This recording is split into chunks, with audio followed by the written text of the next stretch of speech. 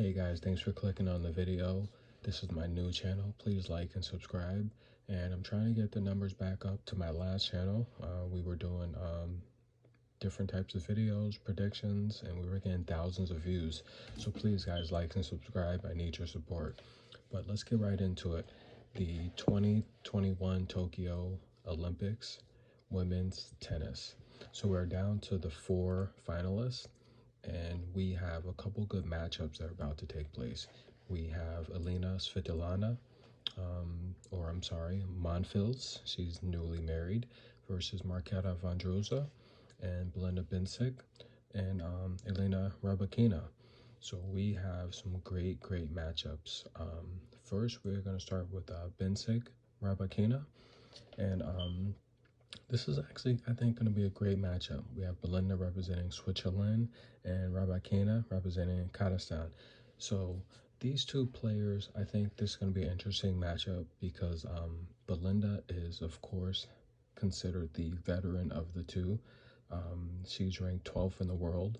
She has 4 singles titles, and she's having a pretty average year, above 500, 17 wins and 14 losses. While her opponent, the young top prospect, Rybakina, very top ranked young prospect. She's currently ranked 20th in the world, 19 wins, 13 losses on the year so far, and 2 singles titles. Before the shutdown, Rybakina was one of the hottest young players on tour. Now you have the likes of Paula Badosa, who was recently eliminated, but who is actually a top prospect as well. But of the two, Rybakina is more established with the 2 singles titles. She has a really good serve, and she's great with her backhand serve and then her return serve versus opponents. In this matchup, I think it's going to come down to experience. Belinda is a little bit slower on her feet between the two, but I think she has the ability to frustrate the younger opponent. Rybakina can get frustrated if you mix it up and make her work a little bit, especially with drop shots, and kind of force her with different angles to move around the court. She gets really frustrated, and then she tends to overhit. I was very impressed with Belinda's last win over Barbara Krejcikovic. And I mean, I thought Barbara was actually going to probably win the gold or at least silver. Belinda showed that she can, not get frustrated, come back from behind, stick to the game plan, and focus in that Tokyo heat. It's been extremely hot out there. The women are constantly changing clothes and wiping down after each point. I do give the lean to Belinda with her experience, although this is a 50-50 matchup. Currently, Elena is the favorite. She's actually she's a 2-to-1 favorite, basically, which I don't think that's right. So watch out for Belinda possibly upsetting and winning that matchup. And let's get into what's going to be I guess you can call it the main event on center court. But this matchup's going to take place after the Belinda Rybakina matchup. And that's Elena Monfils. She is going to be playing against Marketa Vondrousova. And we are familiar with Elena, who has had a pretty decorated career despite lack of winning a major. She's won the World Tour Finals Championship. We saw her win that and follow it up with a runner-up in 2019. She's the only of these 4 finalists with Olympic experience. She made it to the quarterfinals in 2016, and she's got a pretty decorated career.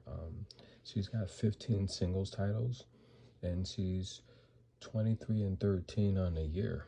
So pretty decent year, although she's had some exits in some of the larger Grand Slams, and that's a bit disappointing.